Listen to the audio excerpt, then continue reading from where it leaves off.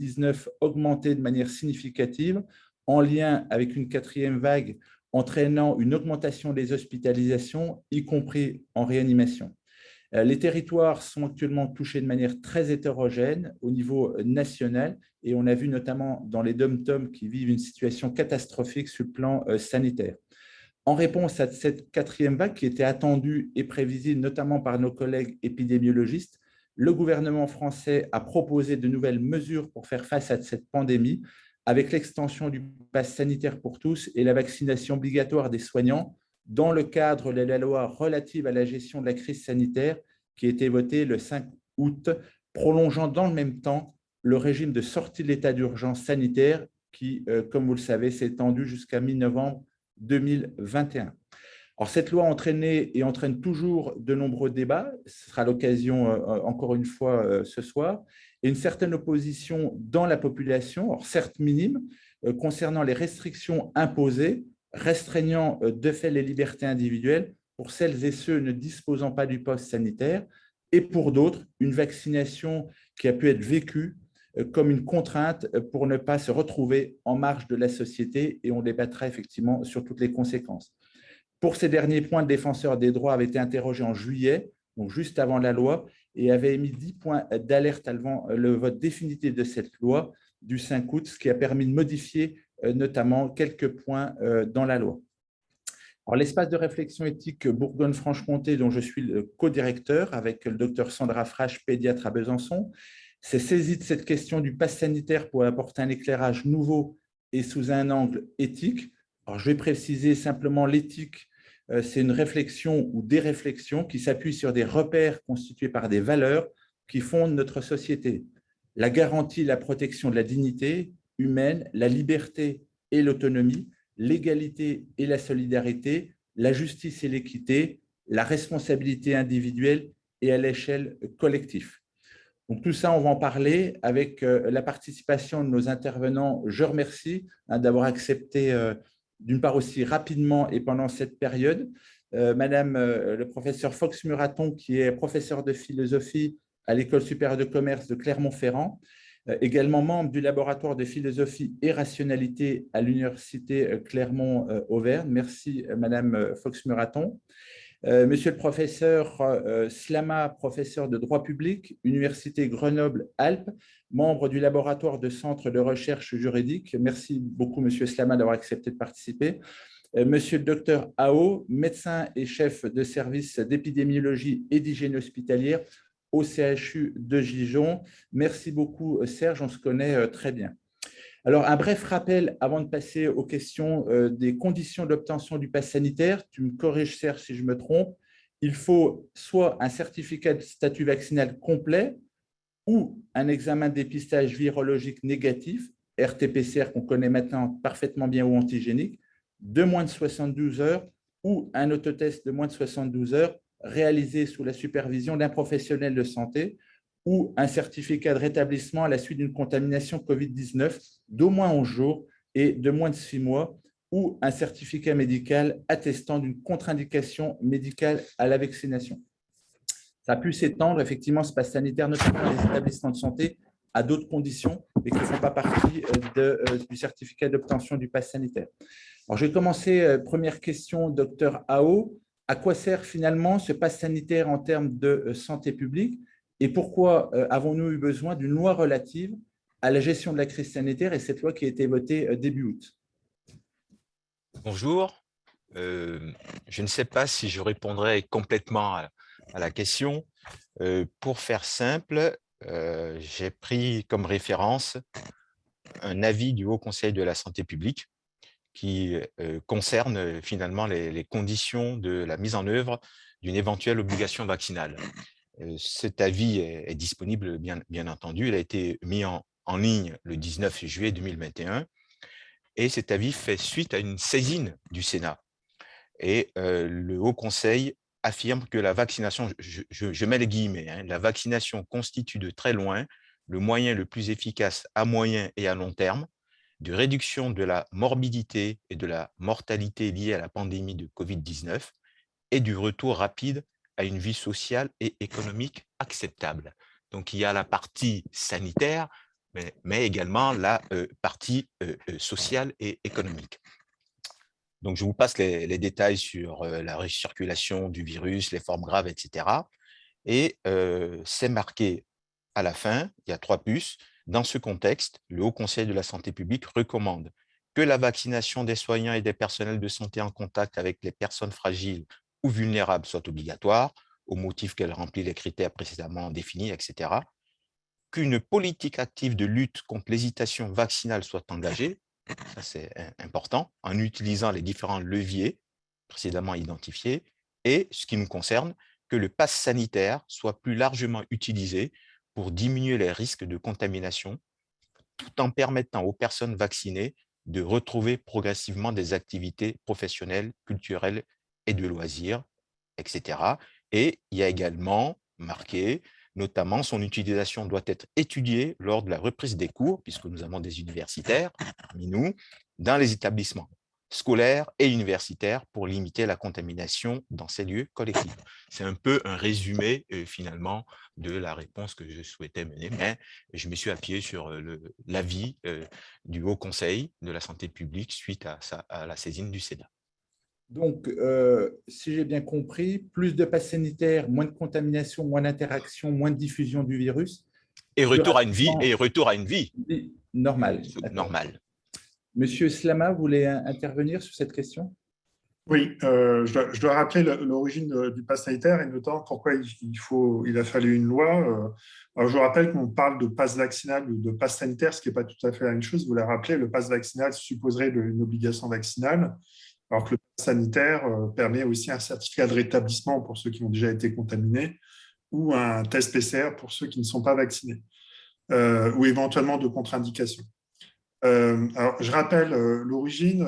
Déjà, il y a eu des notamment en Israël, qui est un des premiers pays à avoir mis en place une forme de pass sanitaire.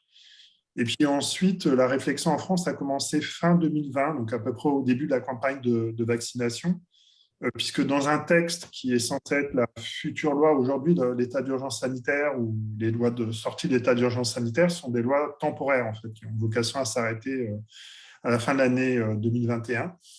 Et donc, il doit être remplacé par un régime pérenne de gestion des crises sanitaires. Et le gouvernement, fin 2020, dans ce projet de loi de gestion pérenne des crises sanitaires, avait déjà envisagé l'existence d'une forme de passe sanitaire, qui ne s'appelait pas comme ça, mais bon, c'est à peu près la même chose.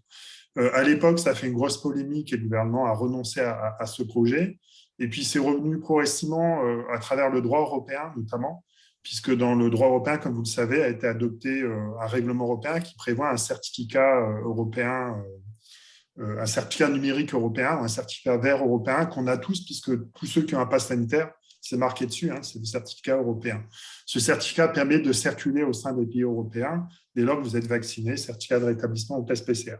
Donc, c'était uniformiser les règles au niveau européen. Et c'est important de comprendre que c'est un système de certification des tests ou des vaccins. Et puis, suite à l'adoption de ce certificat, il y a eu deux textes de loi. D'abord, la loi du 31 mai, qui a prévu le pass sanitaire pour les grands rassemblements de 1000 personnes, complété par différents textes au mois de juillet sur les discothèques ou la jauge 1,50 pour les établissements culturels. Et puis, la loi que vous avez déjà évoquée, la loi du 5 août, complétée par le décret du 7 août, qui a étendu le pass sanitaire, on sait, aux restaurants, aux bars, aux hôpitaux, enfin, l'ensemble de ces activités du quotidien. Donc, voilà le cadre. Alors, pourquoi il fallait une loi? Parce que, très clairement, le Conseil constitutionnel a déjà mentionné que ce type de restriction porte atteinte à des libertés, vraiment des libertés assez importantes. Et donc, c'est le législateur qui est compétent en vertu de l'article 34 de la Constitution. Vous savez sûrement que le législateur est compétent lorsqu'il s'agit de garantir les libertés publiques. Et donc, c'est ça qui justifie la compétence. Donc, il faut une loi pour instaurer un pass sanitaire.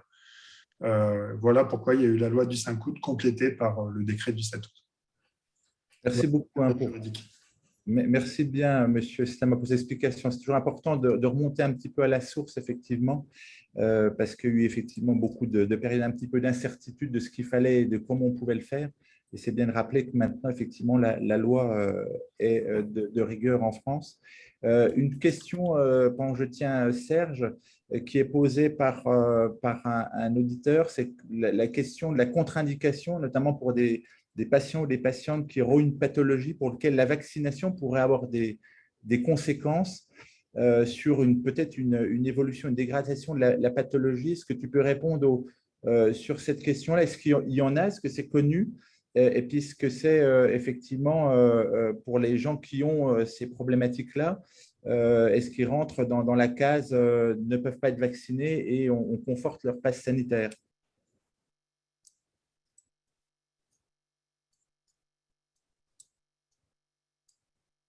Tu m'entends, Serge?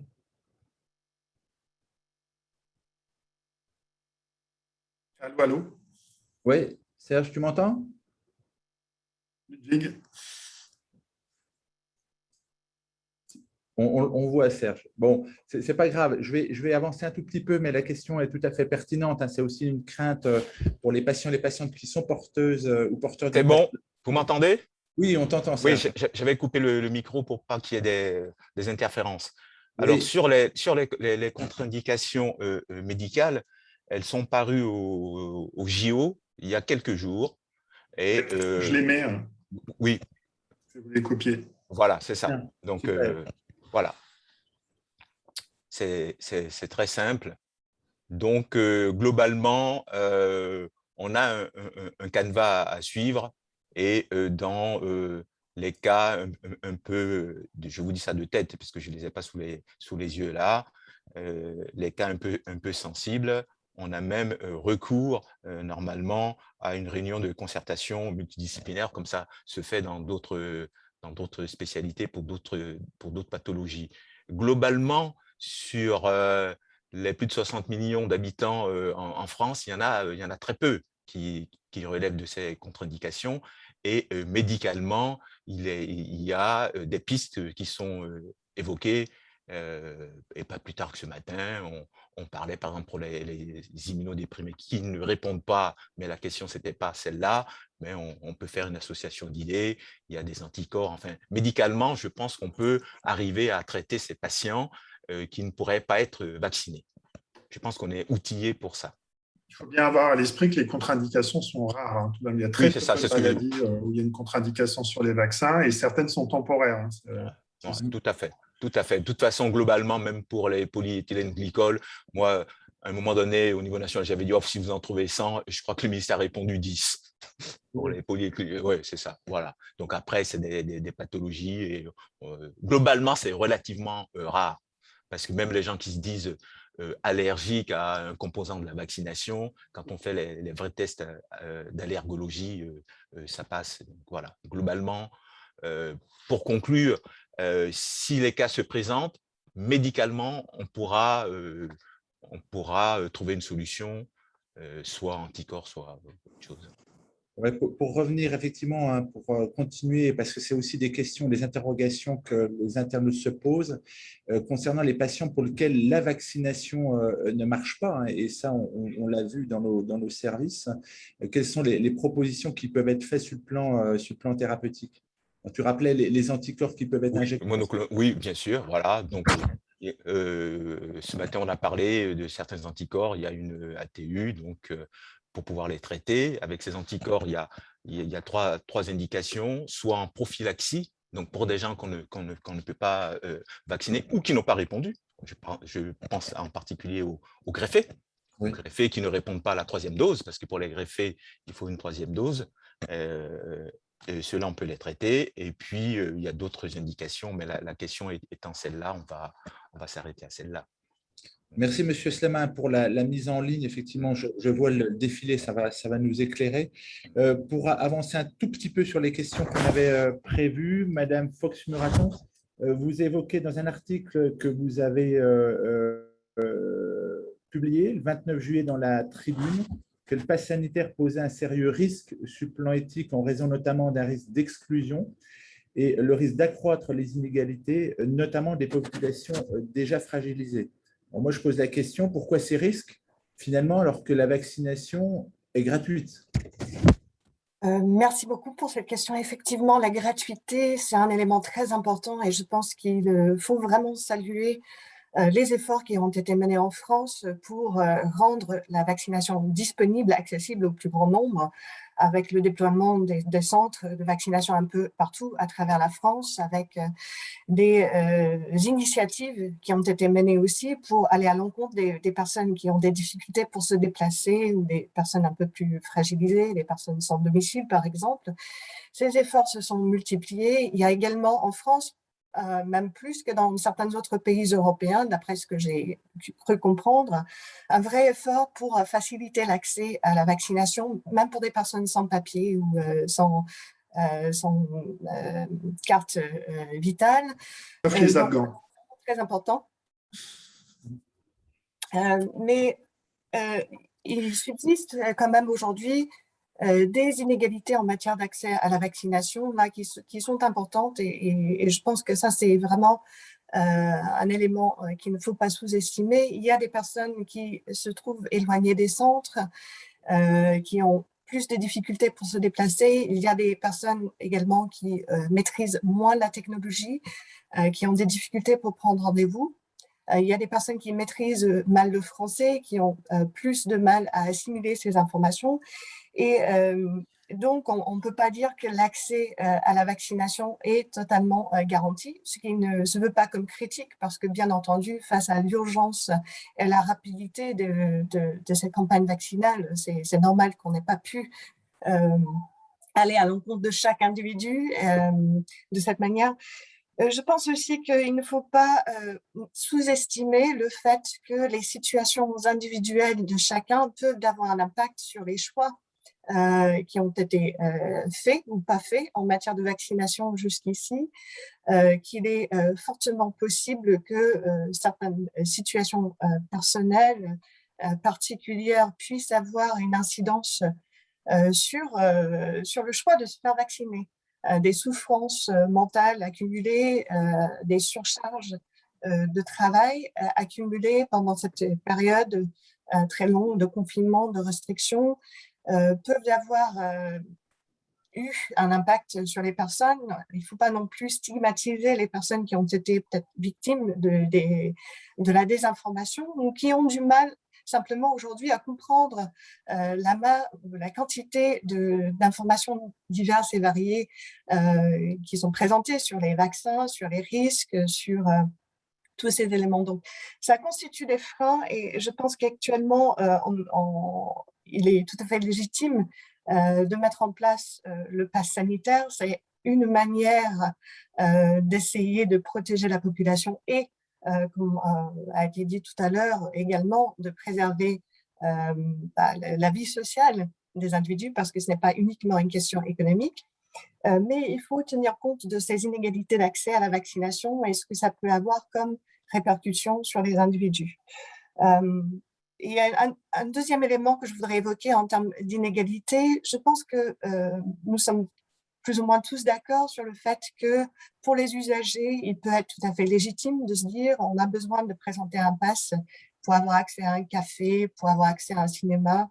C'est un choix individuel qu'on peut faire et que si on ne souhaite pas se faire vacciner, si on ne souhaite pas faire un test, on peut tout à fait dire qu'on n'est pas obligé de faire ces activités. La question se posera différemment, par contre, avec le choix au mois d'octobre de ne plus rembourser les tests parce que ça laisse effectivement moins de possibilités aux individus qui ne pourront pas se permettre de payer les tests pour ceux qui choisissent de ne pas se faire vacciner. Et tant que ce n'est pas une obligation, on ne peut pas vraiment critiquer ce choix. Mais surtout pour ce que ça peut impliquer pour les personnes qui travaillent dans ces espaces. Parce que moi, en tant qu'usager, je peux tout à fait dire je ne vais pas aller au cinéma, je ne vais pas aller au café.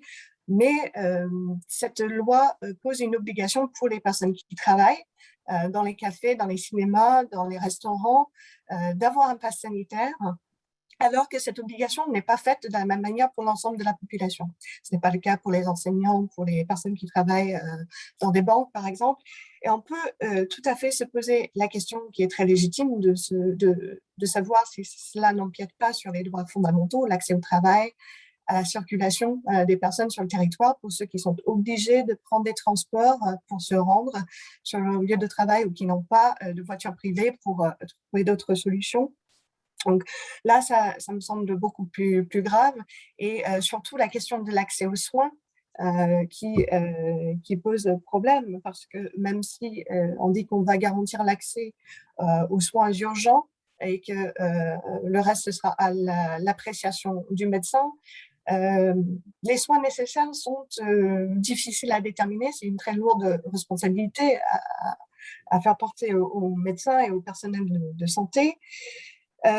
Mais surtout, ça risque, je pense, de dissuader certaines personnes plus fragiles de se tourner vers les hôpitaux, vers les médecins pour avoir accès à l'aide dont elles pourraient avoir besoin, surtout.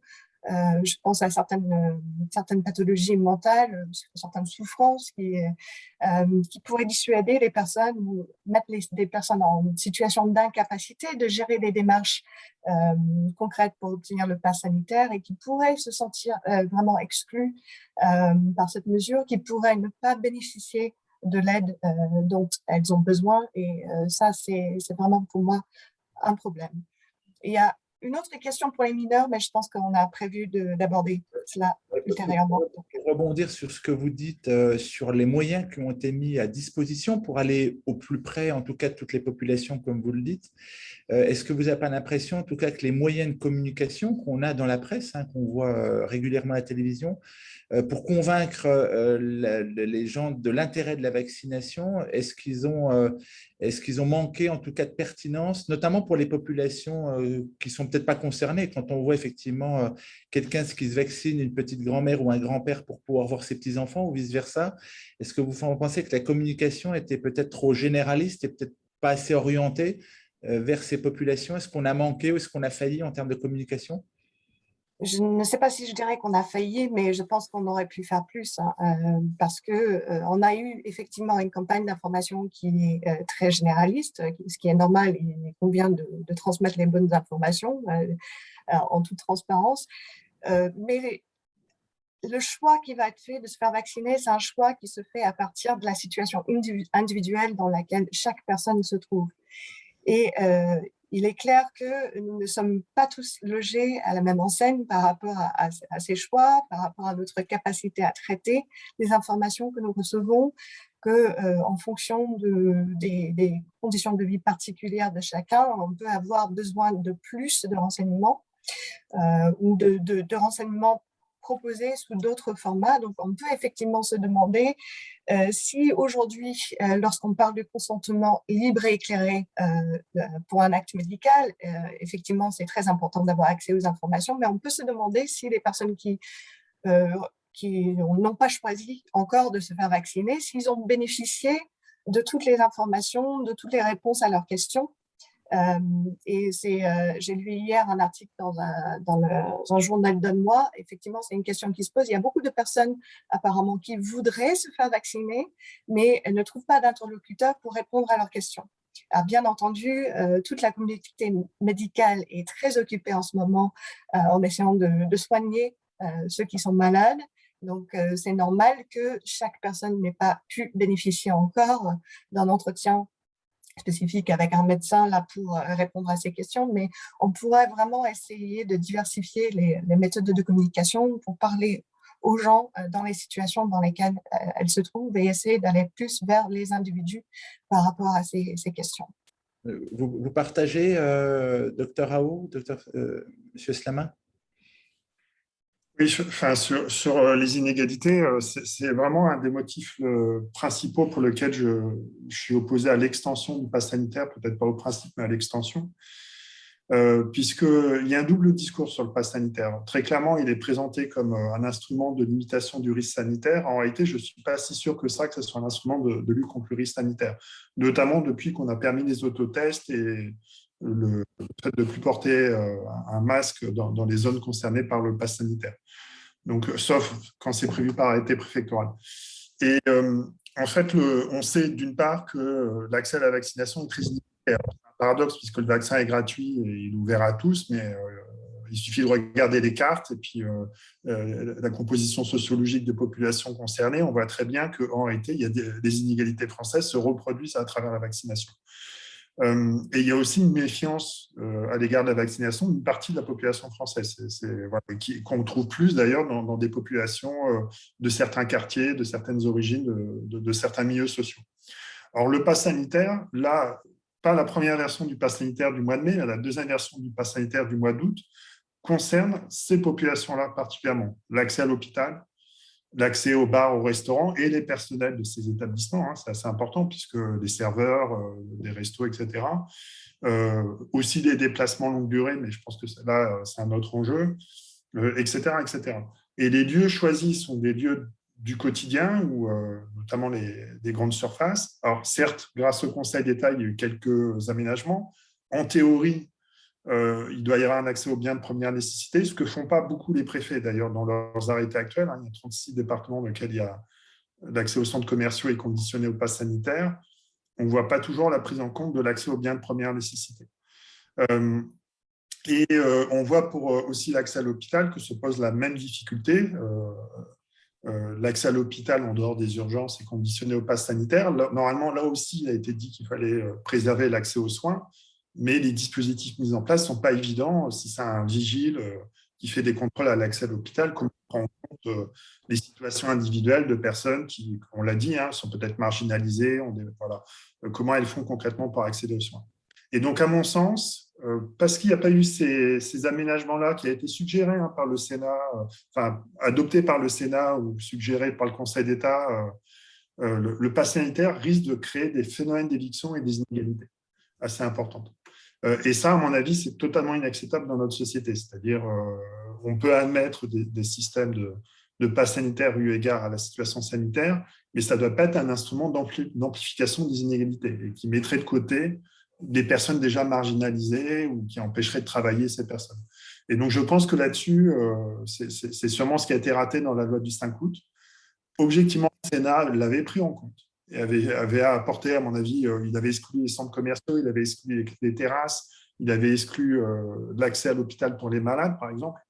Tous ces aménagements-là auraient permis que le pass sanitaire soit plus acceptable à l'égard de ces populations. Et donc, c'est aussi peut-être un des éléments de résistance par rapport à ce pass. Hein. Il y a une opposition à la vaccination, mais je crois que l'opposition à la vaccination, c'est vraiment un carré assez restreint de personnes qui ont vraiment une opposition très forte. Mais il y a une opposition plus large à l'égard du pass, parce que le pass est un instrument qui amplifie les inégalités et qui met de côté de la vie sociale une partie des populations. Peut-être marginale, mais une partie des populations. Donc, c'est ça qui est dangereux. Serge, tu partages effectivement les craintes, moi, en tant que soignant, et toi également, Serge, les craintes concernant effectivement l'accès aux soins non urgents. Et on a vu tout ce qui est programmé quand même, parce qu'il y a beaucoup de signes chirurgicaux qui sont programmés, de consultations, d'examens complémentaires, et y compris pour étendre un tout petit peu ce que vient de dire M. Slama concernant les visites, parce que ça, c'est aussi des discussions qu'on a pu avoir. Il y a les malades, mais il y a le soutien aussi aux malades dans les établissements de santé. Alors, on pourra élargir bien évidemment aux situations un peu plus larges.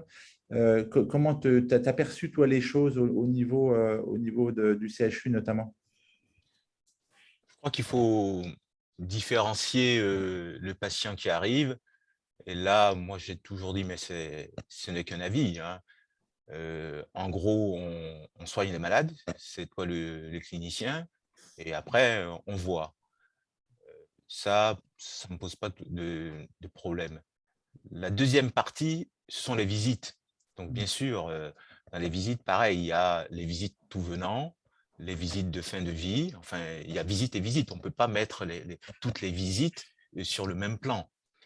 Et je pense que pour les visites de fin de vie, on en avait discuté en cellule de crise bien avant le pass.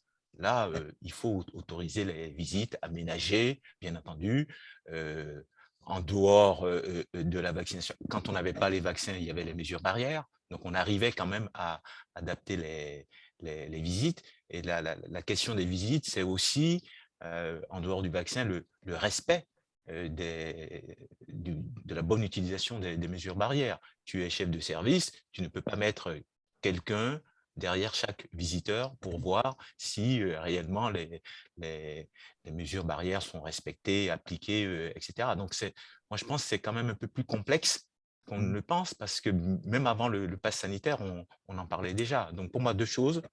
Le patient lambda, on le prend en charge, quels que soient ses antécédents, infectieux ou pas. Ça s'est toujours fait comme ça en médecine, je pense. Et après, on voit. Et puis, les visites, alors pour moi, c'est un peu plus compliqué. Une visite où on ne cause pas, c'est les fins de vie, etc., etc. Et puis pour les autres, c'est un peu plus complexe. C'est un avis. Oui, mais c'est vrai que pour rebondir sur les patients et les patientes qui vont venir en consultation, l'examen complémentaire, se faire opérer, ceux-là, on ne les verra pas, bien évidemment, sur le plan médical, mais ils n'accéderont pas ou pourront peut-être pas accéder s'ils ne sont pas vaccinés ou s'ils n'ont pas le pass sanitaire. C'est là où, effectivement, ce que dit M. Slama, c'est qu'on va peut-être, effectivement, et ça rejoint ce qui a été dit précédemment, peut-être créer un petit peu plus de fractures. Hein. On évoque souvent les fractures sur le plan social, des gens qui feront pas, qui n'auront pas, finalement, qui n'auront pas accès aux soins. Et on a vu les difficultés qu'on a eues quand il y a eu ces pics de pandémie, déjà accéder aux soins.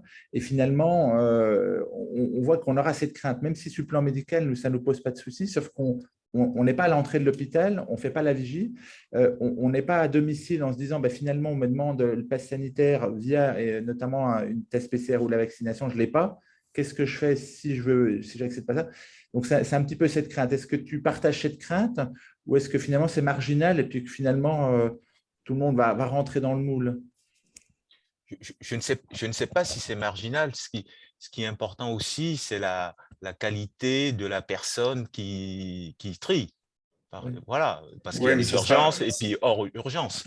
Ce sont des vigiles, enfin, très clairement, hein, on le voit actuellement puisqu'il y a une pénurie, ce sont des vigiles. Donc, à mon avis, il faut vraiment un système où des vigiles contrôlent le pass, parce qu'il faut contrôler sur les visiteurs, les malades et les personnels. Hein. Je vous rappelle que les personnels aussi vont avoir... on en discutera. Ouais.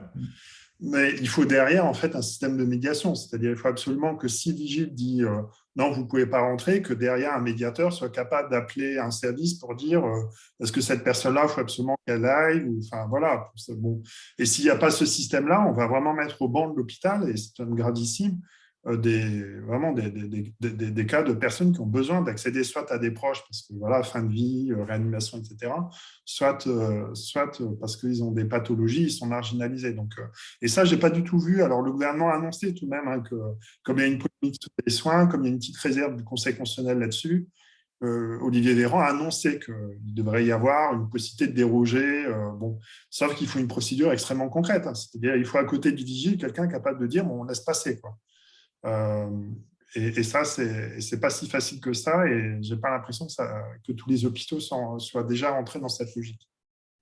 Alors, pour parler effectivement du CHU de Dijon, il y a comme une souplesse, mais je pense dans tous les établissements, hein, par rapport aux situations que Serge évoquait, qui fait que finalement, on est en train de déroger à des choses qui ne sont pas encore actées sur le plan législatif, parce que finalement, le soin, c'est quand même les établissements de santé qui les font, puis on peut élargir bien évidemment aux EHPAD. Puis ce qu'on va quand même privilégier, c'est le fait que les proches, les familles puissent quand même accéder au plus proche de leur famille. Et donc, on a déjà commencé à faire des procédures, puis à arranger les choses pour éviter de se retrouver avec des patients qui restent 15 jours, 3 semaines dans un établissement sans voir personne, parce qu'on a ces problématiques-là. Donc, je pense que les établissements de santé sont plus en capacité de s'adapter que pour l'instant, le législateur qui va évoquer toutes ces situations-là. En tout cas, moi, c'est comme ça que je le vis. Et au cours des cellules de crise, c'est ce qui a été évoqué, et Serge, qui a été probablement présent les dernières fois, c'est ce qui est évoqué en permanence. Il ne faut pas qu'on crée effectivement cette fracture qu'il peut y avoir entre les vaccinés et pas vaccinés, ce qu'on passe ou pas sur l'accès aux soins. Je pense que l'accès aux soins il est prioritaire pour tout le monde, même si effectivement, il peut y avoir quelques zones de frottement. Pour rebondir sur une question d'un internaute concernant la liberté que peuvent avoir les médecins concernant le fait qu'ils vont, eux, contre-indiquer peut-être la vaccination. Alors, vous évoquez, c'était mis dans le texte, les contre-indications. Et ce qui est évoqué, est-ce que les médecins ne pourraient pas, eux, avoir leur propre arbitre ou leur propre jugement concernant effectivement un patient pour lequel il le connaît bien, il a une pathologie, il n'a peut-être effectivement pas la contre-indication qui rentre dans les clous, mais le médecin a peut-être le sentiment de se faire déposséder d'une partie de se dire finalement, il ne rentre pas dans les clous, pof, on le casse comme ça.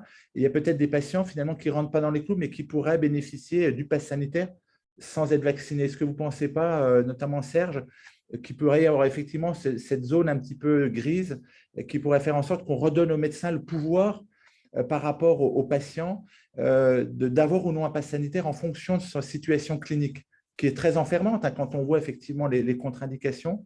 Ça redonnerait un petit peu peut-être plus de pouvoir aux médecins qui sont peut-être parfois un peu démunis par rapport à des patients qui leur expliquent un tas de choses et pour lesquels c'est difficile à les convaincre.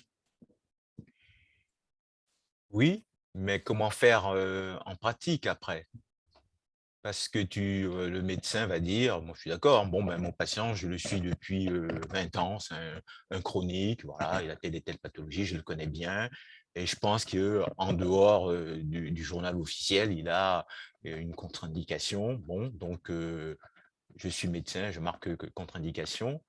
Et après, comment je lui dis de faire dépister régulièrement, de continuer des mesures barrières ad vitam. Enfin, moi, je trouve que c'est pas si simple que ça. Parce Oui. que, voilà. Non, c'était pour répondre à un internaute parce que c'est des situations que rencontrent les patients. Et puis, il y a aussi les médecins qui ne sont pas forcément au fait. Là, on est parfaitement au clair grâce à toi sur ces contre-indications. Mais de faire passer l'info, les messages et puis mouliner ça au cabinet tous les jours, je pense que ça peut être un peu complexe avec des situations qui sont peut-être différentes les unes des autres. Et la peur du gouvernement, c'est qu'il y ait beaucoup de certificats de complaisance. C'est comme Oui. on sait comment ça marche, les médecins, c'est leur clientèle, etc. Là, très clairement, il y a une définition extrêmement stricte des contre-indications. Et au-delà de ces contre-indications, normalement, les gens se rendent dans le cadre du pass sanitaire, quoi. Donc, et comme ça a été dit tout à l'heure, ce qui est problématique, c'est quand les tests PCR vont devenir payants. C'est vraiment, à mon avis, c'est ça qui… le Conseil constitutionnel aurait dû faire une réserve là-dessus. Il ne l'a pas faite, malheureusement, mais je pense qu'on change de système dès lors que ça devient payant, parce que concrètement, ça revient à une obligation vaccinale dissimulée, quoi. Enfin, pas assumée, mais à une forme d'obligation vaccinale. Oui, parce que ça ne sera pas une PCR de temps en temps, ça sera une PCR régulière. 72 heures, ouais. Ah bah oui. Et Pour donc, aller travailler, pour aller au resto, travailler pour aller toutes au les café, 72 pour prendre heures, un train, c'est énorme. c'est énorme. En plus du coût, parce que c'est pas anodin d'aller se faire gratter le nez régulièrement pour ça. Et c'est un coût effectivement qui peut être mieux supporté par certains que par d'autres, hein. C'est beaucoup plus facile si on a une situation aisée de pouvoir se dire je ne vais pas me faire vacciner, je vais continuer à faire des tests à des moments ponctuels. Donc ça c'est vraiment un autre facteur qui accroît les inégalités de manière importante. Bon, on suivra effectivement de très près. Une question pour M. Sama concernant un sujet qui était beaucoup évoqué et qui est toujours un peu crispant au niveau des établissements de santé. Est-ce que l'obligation vaccinale pour les soignants ne risque-t-elle pas de stigmatiser les soignants non vaccinés et surtout de déstabiliser, et ça on le voit nous malheureusement au quotidien, les structures hospitalières déjà fragilisées, notamment par un manque de personnel? Alors, ça peut être, pour ceux qui démissionnent, ça peut poser des problèmes d'organisation. On voit un pays qui l'a tout de même fait, l'Italie, qui a eu un taux de vaccination extrêmement important donc aujourd'hui, mais il y a tout de même des personnels qui refusent d'être vaccinés. Alors, honnêtement, moi, je pense que pour les personnels de santé et pour les policiers ou les militaires, la vaccination, l'obligation vaccinale s'impose. C'est vraiment, vous savez, en termes de vaccination, c'est bénéfice-risque. Il y a un bénéfice important pour les soignants et pour les malades, infection nosocomiale, de la vaccination, et le risque, en dehors des cas très particuliers de contre-indication, il est tout de même assez limité au regard de la connaissance qu'on a sur les vaccins. Donc vraiment, pour les personnels de santé, je pense que l'obligation vaccinale aurait dû être imposée dès le début, à titre personnel. Et je le redis, les militaires viennent là, les militaires opérationnels et les gendarmes vont être vaccinés. Il y a une instruction qui est sortie, je ne comprends toujours pas pourquoi les policiers ne le sont pas. Et plus largement, on verra qu'au fur et à mesure, les professions au contact du public, notamment les enseignants, auront sûrement une obligation vaccinale. Alors, c'est clair qu'après, organiser cette obligation vaccinale, elle est complexe. C'est vraiment complexe. D'une part, parce que ça n'a pas été assumé. Je pense que le président de la République n'aurait pas dû déclarer en début de campagne vaccinale qu'il n'y aurait pas d'obligation vaccinale. Moi, je pense qu'il aurait dû dire l'inverse, qu'il y aura un jour une obligation vaccinale et qu'on va la faire progressivement, par catégorie de risque, etc. Au moins, ça aurait été plus clair et ça aurait annoncé la couleur et la confiance qu'on a dans les vaccins. Le fait qu'il ait annoncé dès le début qu'il n'y aurait pas d'obligation vaccinale, on arrive à des compromis un peu foireux qui sont ceux qu'on fait actuellement, notamment sur le pass sanitaire, qui est une forme dissimulée de vaccination obligatoire dans certains cas. Et donc, une fois que ça aurait été assumé, on aurait pu organiser cette obligation vaccinale. Et donc là, évidemment, on a pour les personnels soignants des difficultés, puisqu'il y a une partie des personnels soignants qui vont refuser cette vaccination obligatoire, et il n'y aura pas d'autre solution qu'à terme, aboutir à un licenciement, donc une révocation dans la fonction publique. Donc voilà, ce qui est tout de même problématique, puisqu'on sait que certaines professions médicales sont en tension. Donc on a besoin de ces personnels soignants. Ce n'est pas totalement impossible qu'ils aillent à l'étranger aussi. Donc, on connaît déjà ce phénomène d'infirmières espagnoles ou de médecins roumains, ou je ne sais pas, qui viennent dans nos hôpitaux. Ce n'est pas totalement impossible qu'on ait des soignants français qui partent, j'en sais rien, en Belgique ou ailleurs s'il n'y a pas d'obligation vaccinale. Donc voilà, c'est des choses à prendre en compte. Je ne suis pas sûr que le gouvernement les ait suffisamment anticipées et prises en compte pour l'instant. Oui, surtout que ça arrive rapidement. Serge, je ne sais pas si tu as des données, Oui. pas que pour notre établissement, et ont une vision un petit peu plus globale concernant la vaccination, les taux de vaccination. Alors, je parle des soignants, mais il y a tous ceux qui sont dans le domaine du soin et un tout petit peu plus large, pour lequel il y a une obligation. Est-ce que tu as des données? Oui, il y a des données, mais moi, si vous permettez, je voulais rebondir sur l'aspect obligatoire. Et comme c'est l'espace éthique, citer de nouveau Hippocrate, non pas le serment que tout le monde connaît, mais dans le traité des épidémies. Et bien avant le Covid, je le partageais avec les étudiants. Dans le traité des épidémies, sans refaire l'histoire, les pestes, etc., pas que le Moyen-Âge, mais également la grande peste d'Athènes, etc., Hippocrate, 410 avant Jésus-Christ, il définit le but de la médecine. Face aux maladies, avoir deux choses à l'esprit, 2 points, faire du bien, ou au moins ne pas faire de mal. Et donc, moi, c'est vrai que c'est une vision peut-être un peu biaisée, mais il me paraît important, sans contraindre les gens, le personnel, les collègues, de faire en sorte qu'on arrive tous à être vaccinés pour diminuer cette probabilité d'aboutir à des infections nosocomiales. Je crois que le dernier papier, alors je ne sais pas si c'est dans le British Medical, enfin il y a plus de 100 000 papiers sur le Covid, mais je pourrais vous retrouver les références, 11% de Covid nosocomial. C'est beaucoup, c'est énorme. 11%, quand on est à 5% dans les enquêtes de prévalence, tout confondu, tout le monde est en émoi. Et quand on a des estimations de 11%, bon, ben voilà, les malades qui sont chez toi intubés, ventilés, ils ne sont pas entre eux, par exemple. Voilà, donc je ne lance pas de pierre ni rien du tout. Je dis juste, il faut qu'on fasse en sorte qu'on puisse convaincre les gens, mais bon, de toute façon, maintenant, c'est obligatoire, mais c'est aussi notre aspect de ne pas nuire et de voir dans la maladie être utile ou ne pas nuire. C'est ce que je voulais dire. Et puis sur les chiffres, bon, ben, nos chiffres sont conformes à ceux des autres. Il y a globalement une bonne couverture vaccinale. Après, comme vous savez, c'est le rendement décroissant. Quand tu es à 90% ou 85%, pour aller chercher les autres, mais ça, ce n'est pas que le Covid. Pour tout ce qui est santé publique, pour tout ce qui est vaccination, aller chercher les 10% qui restent ou les 5% qui restent, c'est très, très dur, c'est le rendement décroissant. Donc, ces gens… Oui, allez-y, Madame Fox-Marathon. Du point de vue de l'éthique, cette obligation vaccinale est tout à fait légitime. Il s'agit effectivement de ne pas nuire. Et donc, bien entendu, on va peser le droit des soignants de choisir contre leur obligation de ne pas nuire aux patients, de préserver la santé et d'éviter les risques d'infection nosocomiale. Donc ça c'est très clair. Là, ce qui pose problème, c'est effectivement la manière, je pense, dont ces annonces ont été faites publiquement devant toute la population française et la manière dont on a ou pas mis en place une vaccination au sein des établissements avec un temps de récupération pour les soignants, avec une possibilité réellement de le faire sur le lieu de travail. Toutes ces mesures qui auraient pu rendre la vaccination plus acceptable pour les soignants aujourd'hui, parce que je ne sais pas si toutes les personnes qui résistent, c'est vraiment parce que elles ne souhaitent pas se faire vacciner, ou aussi il peut y avoir d'autres facteurs, le fait d'avoir l'impression de ne pas être reconnu, d'avoir dû lutter pendant des mois et des mois pour sauver des vies, et maintenant se voir cette obligation annoncée de cette manière, ça c'est un peu problématique.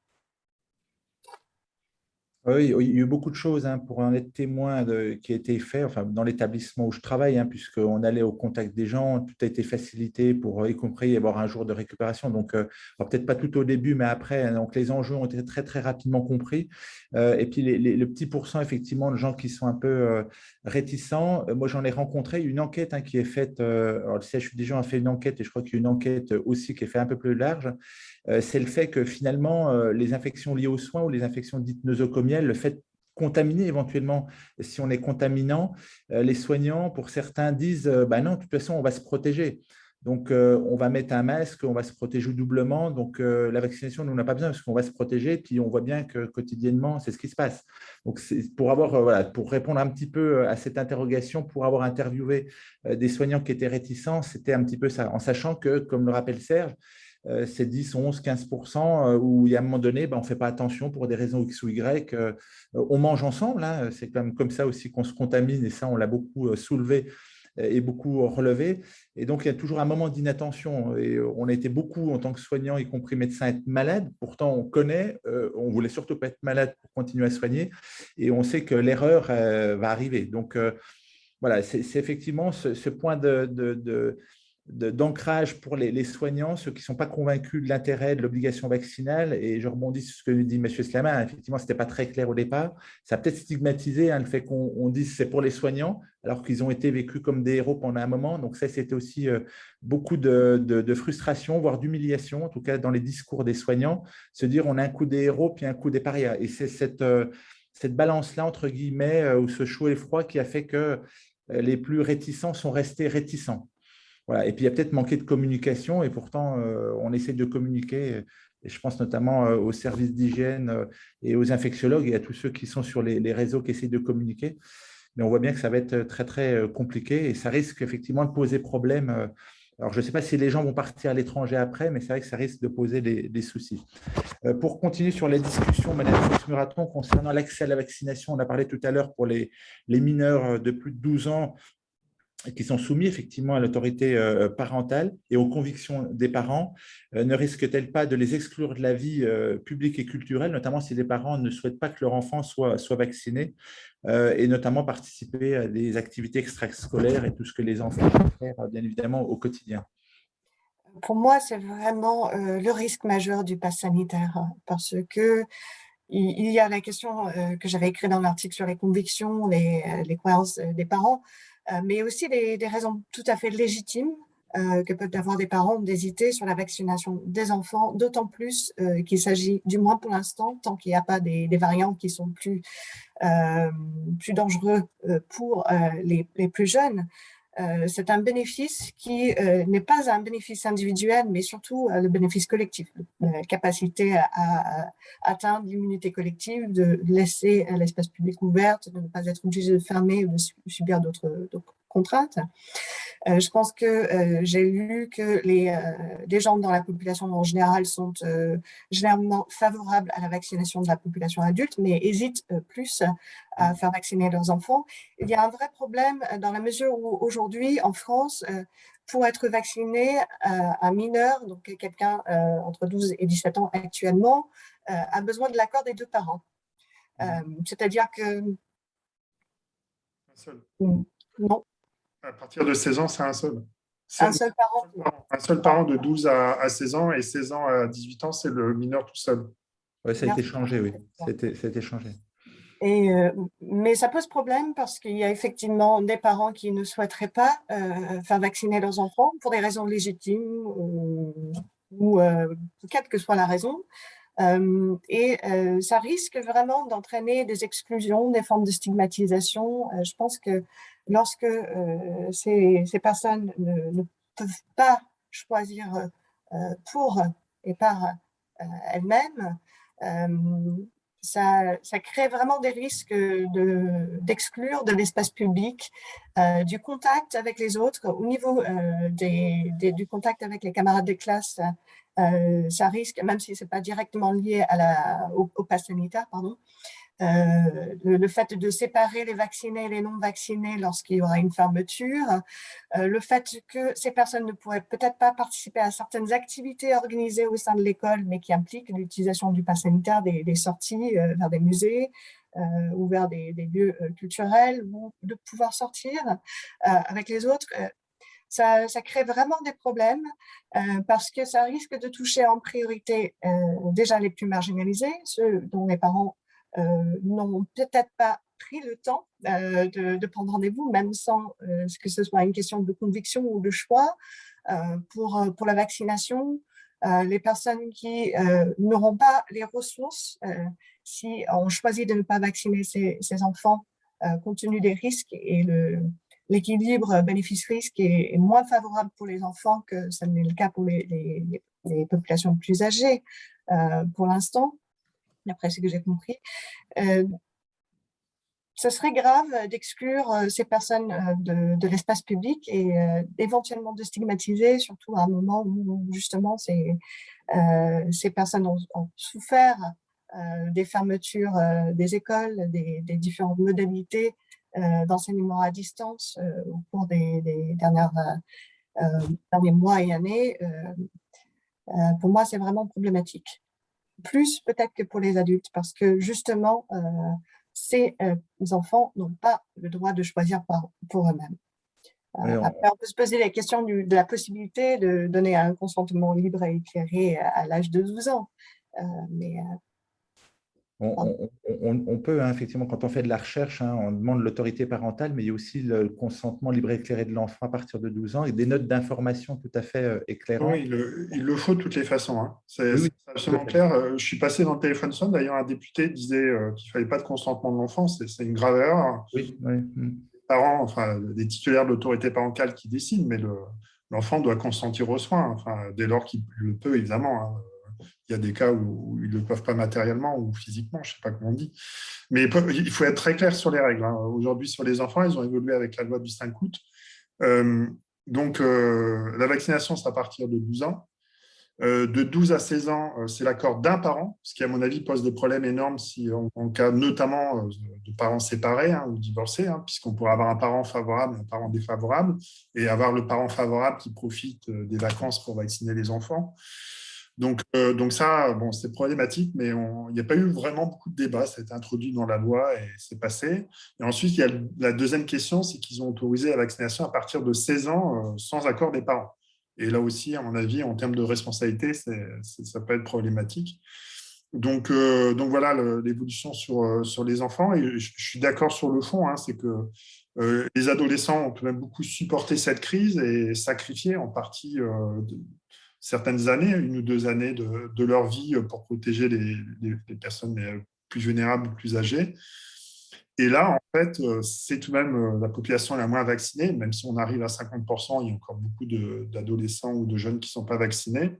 Et on les met à l'écart d'activités collectives, puisque surtout quand les tests vont être payants, ça va être problématique pour eux de pouvoir aller dans ces activités. Donc, je pense que sur les enfants, même si ou les adolescents, même si la date a été repoussée, hein, ce n'est pas la même date que pour les adultes, il y a vraiment une réflexion à avoir en termes de bénéfice-risque. C'est-à-dire, le bénéfice est tout de même assez faible pour ces jeunes, parce qu'heureusement, il y a peu de cas chez les adolescents de développement de formes graves de la maladie.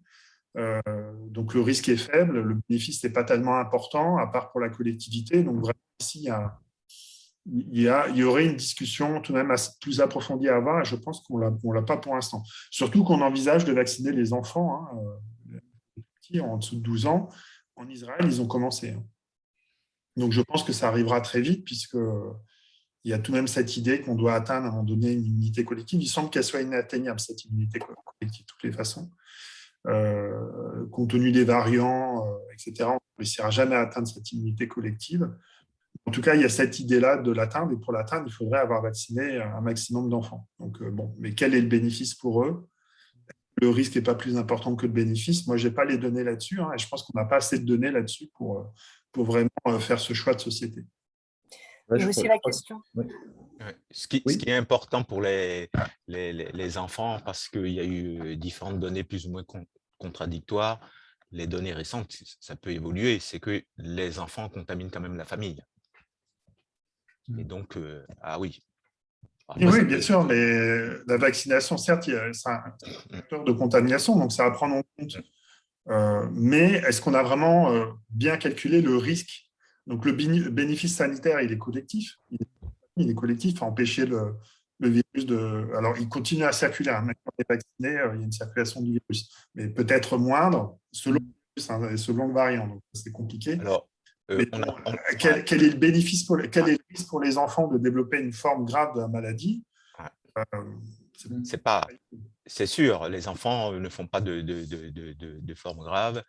La question n'est pas tranchée. Elle est ancienne, puisque dès le départ, il y avait cette stratégie, on fonce sur les plus vulnérables, les personnes âgées, etc. Et puis après, c'était, bon, il y a le réservoir que peuvent constituer les enfants. Vous parliez d'immunité collective. Ce qui est aussi important, c'est que, et de variants, plus les gens sont vaccinés, moins on a d'émergence de variants. Après, il y a les variants naturels, puisque c'est un virus à ARN. Ça, c'est un virus à ARN, c'est comme pour la grippe, il y aura toujours des mutations. Mais globalement, dans les variants tels qu'ils sont connus, plus les gens sont vaccinés, plus on limite finalement ce genre d'apparition de variants. Mais bon, pour les enfants, c'est toujours en cours. Je ne sais pas, j'ai eu un message où il fallait que je réponde à 2 questions. Je ne sais pas quand est-ce que je le fais, parce que par écrit, ça risque d'être un peu long. Et moi, j'ai une frappe gendarme, hein, 2 doigts de chaque côté, donc je ne vais pas vite, moi. Hein. Je poserai les questions parce qu'on me les envoie aussi par SMS sur les questions plus médicales. Je vais redonner la parole à Madame Fox-Muraton qui a levé la main. Oui, non, c'était juste pour compléter là sur ces questions. On est en train de réfléchir en termes de la population française, mais aussi la population mondiale. Et il y a les recommandations de l'OMS, notamment, de dire que la vaccination des plus jeunes n'est pas la priorité. On peut se poser la question si ce n'est pas égoïste de notre part de vouloir essayer d'atteindre une immunité collective ici en France, en Europe, alors que la plupart des pays ne bénéficient pas d'assez de doses ou de possibilités pour vacciner les personnes les plus vulnérables. Donc, c'est aussi une question éthique à poser. Bien entendu, on a une obligation, le gouvernement français a une obligation de protéger la population française, mais en termes de réflexion éthique, on peut se demander si ces stratégies sont légitimes et il faut reconnaître également que tant que la population mondiale ne sera pas vaccinée, ça représente également le risque pour nous du développement d'autres variants qui pourraient être plus résistants à l'immunité, plus dangereux pour nous tous. Serge ? Oui, pour aller dans le sens de Madame Fox-Muraton, l'OMS a catégoriquement affirmé que la priorité n'était pas la 3e dose, parce que dans la 3e dose, il y a la 3e dose pour les gens fragiles et une stratégie 3e dose à long terme pour tout le monde. L'OMS a dit, pour l'instant, le plus important, ce n'est pas la 3e dose et c'est favoriser l'accès aux gens. Alors, j'ai peur de me tromper dans les chiffres, mais il y a moins de 10% de la population mondiale qui a une couverture vaccinale complète pour le Covid, peut-être 5%. Enfin bon, c'est des chiffres, en tout cas, c'est moins de 10%, ça c'est sûr. Monsieur Slama, pour revenir aux soignants, les soignants non vaccinés attendent la fin de l'état d'urgence. Donc ça, c'est des interrogations qu'on a eues avec certains soignants pour revenir travailler. Pensez-vous que cette obligation vaccinale pour les soignants sera levée après la mi-novembre, qui était un petit peu la date fatidique pour lever notamment pour le… Alors formellement, à part Outre-mer, on n'est plus en régime d'état d'urgence, un régime de sortie d'état d'urgence sanitaire. Je sais que ça revient strictement au même pour tout le monde, mais juridiquement, ce n'est plus le même régime. Ce n'est pas la loi du 23 mars 2020, mais c'est la loi qu'on a évoquée, celle du 5 août. Et donc, dans le cadre de ce régime de sortie de l'état d'urgence sanitaire, c'est effectivement l'obligation, pour l'instant, s'arrête au 15 novembre. Donc, on pourrait imaginer jouer la montre et, entre les congés payés, les RTT et le congé sans solde, attendre jusqu'au 15 novembre. Mais moi, je n'ai absolument aucune illusion tout ce type de régime depuis le début des crises, alors sanitaires ou sécuritaires, ont toujours été prolongés dans le droit commun. Et donc, je parie tout ce que vous voulez qu'avant le 15 novembre, une nouvelle loi sera adoptée et va prolonger l'obligation vaccinale et va probablement prolonger le pass sanitaire, sauf si on sort de la crise sanitaire. Mais bon, on regarde la vague actuelle, je doute que le 15 novembre, on sera totalement sorti. Et donc, je le dis depuis, alors vraiment, hein, l'état d'urgence date du 23 mars. Il y a des déclarations de moi dans la presse disant que l'état d'urgence durera entre 18 mois et 2 ans. Voilà. Donc j'ai parié depuis le début jusqu'à mai 2022. Voilà. Donc, on verra si je gagne mon pari, malheureusement. Alors, je le fais parce que ça a déjà eu lieu en 2015. Hein, l'état d'urgence 2015, 13 novembre 2015, jusqu'au 1er novembre 2017. Donc, voilà pour le dernier exemple. Et donc là, on risque d'avoir le même phénomène. Donc, le 15 novembre, l'obligation vaccinale sera probablement prolongée par le législateur pour les personnels soignants, puis inscrite durablement dans le Code de la santé publique. On sait que les personnels soignants ont déjà des obligations vaccinales spécifiques, hein, ce n'est pas nouveau. Et selon toute vraisemblance, il y aura d'autres obligations vaccinales. Je pense qu'une future loi, je ne sais pas quand elle interviendra, sûrement à la rentrée à l'automne, imposera des obligations vaccinales à d'autres catégories. Par exemple, on vient de voir une instruction ministérielle qui l'impose aux militaires et aux gendarmes. Donc, voilà. Et donc, selon toute vraisemblance, cette obligation vaccinale va se pérenniser, va s'installer dans la durée. Et donc, il ne faut pas avoir d'illusions. Alors, peut-être que le pass sanitaire aura un effet moins long, mais bon, voilà. Enfin, en tout cas, il ne faut pas compter là-dessus, quoi. Ouais, ça, c'est une information quand même très, très importante, hein, nous qui essayons de convaincre effectivement les plus réticents. Et c'est ce qui est évoqué, hein, c'est pour ça que je posais la question avec des soignants, se dire ça va se prolonger, ça va rester peut-être effectivement, comme vous le dites, pour l'hépatite B, quelque chose qui est obligatoire d'ailleurs, sauf contre-indication, dans le temps. Donc ça, c'est aussi un message qu'on doit faire passer auprès des soignants qui sont réticents, enfin tous ceux qui sont et qui voient des malades ou des familles. Donc c'est un message très, très important que vous venez de donner, qui est capital. Hein. Alors, et là aussi, le gouvernement pourrait l'assumer. C'est-à-dire, Olivier Véran, ministre de la Santé, pourrait dire que l'obligation vaccinale a vocation à devenir définitive pour les personnels soignants. Oui, mais est-ce que c'est politiquement correct dans le contexte actuel? Voilà, ça me fait rebondir. Oui, mais ils font ça depuis le début de la campagne vaccinale. Donc, si on est favorable au vaccin, on l'assume. Donc, on assume le fait que l'obligation vaccinale, ça a un sens en termes de santé publique, ça protège les malades, ça protège les soignants. Oui. Le bénéfice-risque est plus important et donc ça a vocation à se pérenniser. Et la Covid ne va pas disparaître du jour au lendemain. Donc, voilà. C'est une évidence et je pense que voilà, quand on est personnel soignant, on doit se vacciner, on doit avoir des vaccins spécifiques, on a des obligations spécifiques. Question d'internaute, hein, que j'avais pris il y a quelques heures concernant les traitements. Un internaute qui dit pourquoi ne pas accentuer la recherche sur les traitements par rapport à quelque chose qu'on veut rendre obligatoire, notamment la vaccination. Serge, est-ce que tu as des informations sur des traitements éventuellement innovants qui pourraient voilà, contrer un petit peu la vaccination, entre guillemets? Je laisse de côté tout ce qui est… Oui. Bon, voilà. Toi, tu es réanimateur. Bon, tu vois qu'il y a très peu de traitements. La collectivité européenne, on s'est fait avoir en gros guillemets par Gilead de l'RMDesivir, d'accord, qui n'apporte quand même pas grand-chose, mais qu'on a payé.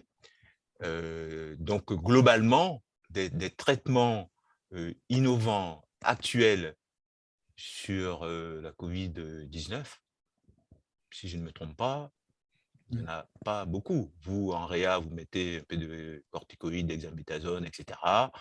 On a innové avec les anticoagulants. Enfin, je parle sous ta responsabilité, hein, c'est toi le clinicien. Le remdesivir, ce n'est pas la peine. Il y a eu 36 000 médicaments essayés, les cyclines, tout ce que tu veux, etc. Tout ça ne marche pas. De toute façon, si ça marchait, ça serait appliqué, surtout les traitements dont on nous disait qu'ils n'étaient pas chers, donc oui, efficaces. Tout ce qui était censé être peut-être coût efficace, la chloroquine, etc., les antiparasitaires, enfin, il y a une liste tout à fait longue. Les essais dignes de ce nom, c'est-à-dire randomisés, montrent que ça ne sert à rien. Donc, on a glissé quelque part 2 ou 3 molécules qui, globalement, ne font pas grand-chose. Donc, on a plus une efficacité dans la prévention, c'est-à-dire le vaccin. C'est pour ça que le Haut Conseil l'a rappelé. que dans la thérapeutique classique pour guérir cette maladie virale. Ouais, donc, vaut mieux venir en amont avec bien évidemment de la prévention primaire qu'est la vaccination plutôt que de traiter des gens qui sont malheureusement malades avec des efficacités, pour l'instant, effectivement, qui sont encore à démontrer. Alors, pour rebondir sur une étude, mais qui est sortie, alors qui n'est pas sortie d'ailleurs, mais qui a dû être commentée, en tout cas, sur l'efficacité moindre des vaccins, et notamment de certains vaccins, le Pfizer par rapport notamment au Moderna, puisqu'on passe de 40, je crois, à 70% sur sur le Delta, le variant Delta. Pouvons-nous continuer, ça c'est une question, avec le pass sanitaire et l'obligation vaccinale sans la garantie d'un résultat en termes de protection individuelle et collective, quand on voit effectivement que c'est que ce variant, on a une protection qui est moindre. Bon, ça, je fais référence à une étude qui va sûrement sortir, en tout cas, qui a été discutée il y a quelques jours. Est-ce que tu as des données là-dessus, Serge? Oui, j'ai même l'étude sous les yeux, elle fait 30 pages, elle est en préprint, hein, il faut quand même le dire. Hein. Ah oui, bon, tu le dis, ça va passer, mais pour l'instant, ça n'a pas été revu par les pairs. Mais je pense que ça va passer, c'est une grosse étude, etc. Elle est en préprint, elle est dans medRxiv. Là, on en avait déjà discuté un peu, tout dépend des critères qu'on prend. Ce qui est important à la fin, c'est que sur les hospitalisations et sur les formes graves donc, qui vont chez toi en réanimation, c'est efficace.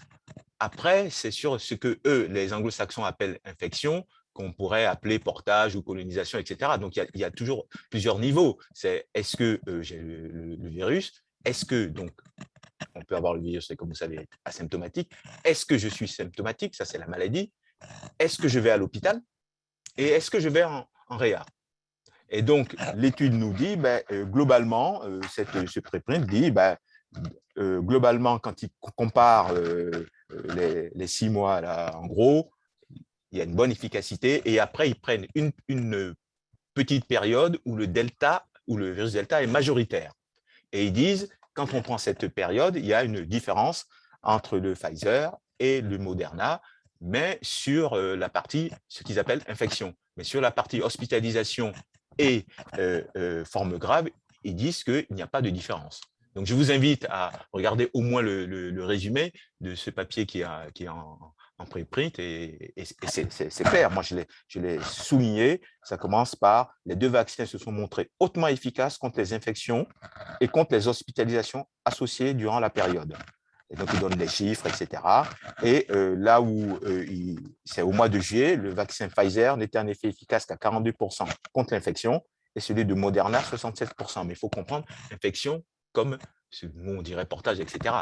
Et ils disent bien, il n'y a pas eu de baisse notable entre mars et juillet de l'efficacité des 2 vaccins contre les hospitalisations. Donc, il faut faire attention parce que souvent on lit très rapidement, moi aussi. Et après, il faut reprendre le papier à tête reposée, le digérer, se gaufrer les 30 pages, aller voir les graphiques, etc. Et là, on a une meilleure vision des choses.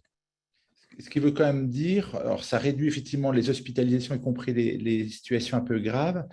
Est-ce qu'il n'y a pas un... Non, ça ne touche pas les hospitalisations, justement. Ouais.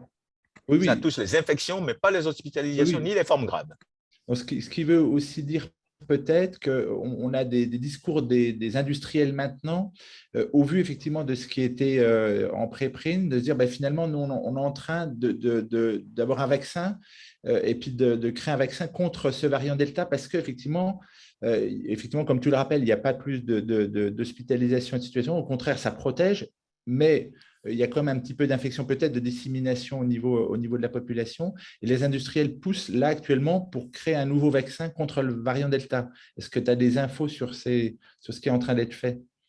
Alors, oui, il y a des infos qui sont pas nouvelles. Quand on a la stratégie ARN, pourquoi ça marche bien? Bon, c'est pas récent. Comme vous savez, ça fait 20 ans qu'on l'utilise dans d'autres pathologies, etc., et y compris chez les animaux. Mais c'est cette souplesse d'adaptation. C'est-à-dire qu'on peut quasiment en faire un très rapidement. Et après, ce qui prend du temps, c'est la production. La conception elle va relativement vite par rapport à ce qu'on savait faire. Et donc, soit on change, on conçoit un nouveau vaccin, soit, pour l'instant, je crois que c'est Pfizer qui dit, pour l'instant, au lieu de tout changer, eh ben, je vais mettre une troisième dose. Il y a plusieurs stratégies. Hein. Je ne dis pas qu'il faut faire. Hein. Vous posez une question, je dis, ben, soit on le change rapidement, mais après, de toute façon, il y a un délai de production. Et ça, on l'a bien vu. Il y a différentes firmes qui devaient nous livrer, y compris du retard dans la production. Donc, la conception, ça peut aller relativement vite. La production, ça prend un peu plus de temps. Ou si on ne veut pas s'engager dans ça, on dit, ben, comme certains industriels, il n'y a qu'à faire une troisième dose, mais là, pour tout le monde. Oui. Des remarques concernant cette situation? Il y avait la question du QR code qui a beaucoup été évoquée, parce que derrière le QR code, c'est quelque chose qui n'est pas très nouveau, mais qui est un petit peu nouveau par rapport au code barre qu'on a habituellement, et notamment la confidentialité des données, puisque certains ont évoqué la possibilité qu'il puisse y avoir d'autres informations qui soient mises dans ce QR code. Monsieur Slama, est-ce que Oui. vous pouvez nous rassurer? Oui, je pense qu'aujourd'hui, c'est assez safe. En fait, il y a eu, comme vous le savez sûrement, un recours qui a été fait par la Quadrature du Net, qui est une association de défense des libertés numériques, devant le Conseil d'État en référé liberté. Le recours a été rejeté, mais entre le recours et la décision, le ministère a fait évoluer pas mal de choses, parce qu'il y avait des critiques à l'égard de ce data mix. Ce n'était pas tout à fait un QR code en réalité. En fait, sur le QR code, il y a des données de santé, puisqu'il y a le nom, prénom, la date de naissance, mais il y a aussi les vaccinations qui ont été effectuées, la marque de la vaccination, Pfizer, etc., et donc le nombre de vaccinations. Et à partir de ces données-là, on peut déterminer l'état de santé de la personne, puisqu'on sait que s'il y a 3 doses, c'est une personne immunodéprimée. S'il y en a une seule, c'est quelqu'un qui a déjà eu la Covid, etc. Donc, on peut deviner. Voilà. Donc, ce sont des données sensibles, des données de santé. Or, dans la première version du QR code, en fait, au moment où le gestionnaire d'établissement scannait sur son portable, surtout son anti-Covid, il y avait un transfert de données pour pour certifier les données. Or, l'imprimerie nationale qui reçoit ces données-là utilisait un prestataire privé pour pouvoir faire des vérifications de sécurité. Et donc, on avait bien une transmission de données de santé à un tiers. Ça existait, et donc il posait des problèmes de risque de divulgation de ces données. La CNIL a émis des avis assez réservés, a dit qu'il y a un principe de minimaliste, c'est-à-dire en matière de données, il faut avoir le minimum des données nécessaires compte tenu de la finalité du fichier. Et donc, ils ont changé de système où désormais, quand c'est scanné, il n'y a plus de transmission de données. La certification se fait localement sur l'appareil. Et donc, aujourd'hui, il n'y a plus de transmission de données et la personne qui scanne n'a pas accès aux données de santé. Donc, on sait aujourd'hui, il y a scan, il y a le nom, le prénom, la date de naissance et 8 noms.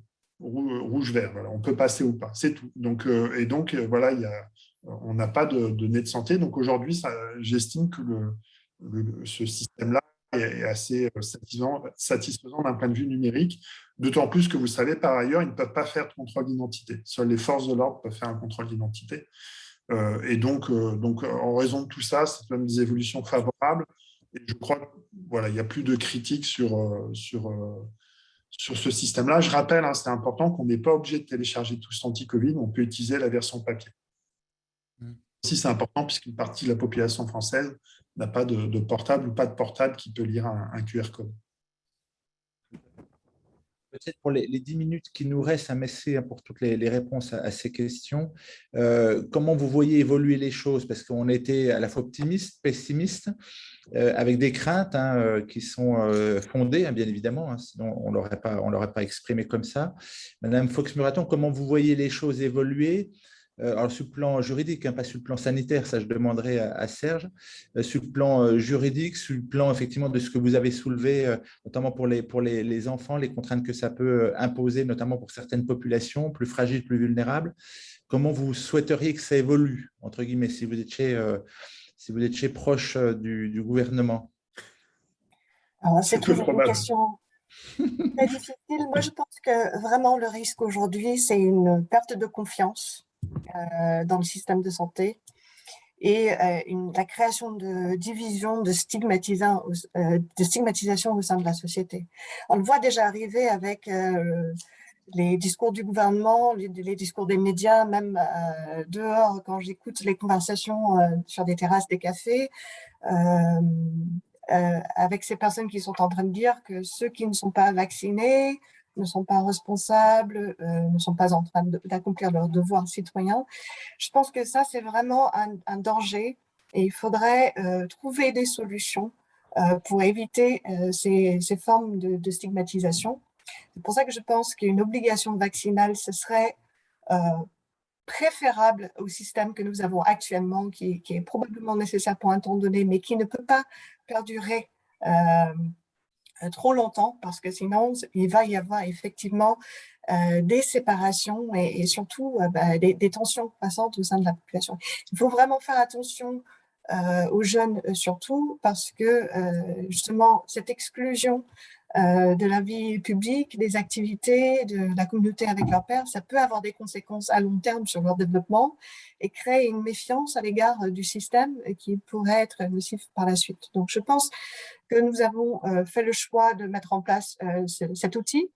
Ce n'est pas une expérience qui a été créée en France. On avait déjà développé un pass sanitaire au Danemark, par exemple, qu'ils ont utilisé pendant quelques mois et maintenant c'est de nouveau limité uniquement aux grands rassemblements. Donc, on a pu supprimer de la vie publique. Donc, on peut espérer avec une évolution favorable de la situation sanitaire ou du moins une évolution de nos approches de gestion que cet outil sera là pour un temps limité.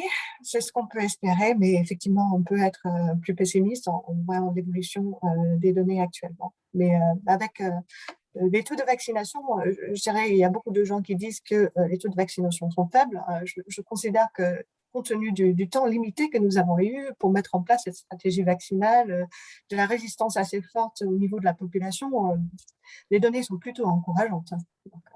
Oui, on peut le prendre effectivement comme ça, hein. Le temps de fabriquer le vaccin et de connaître effectivement tout ça, ça a été très, très vite. Monsieur Slama, comment vous verriez les choses? Oui, je vais être un peu dans la même tonalité. Alors, il faut tout de même marquer l'effet positif, hein.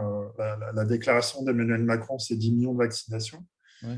On arrive à 50 millions de vaccinations, ce qui était tout de même inespéré au début de l'été.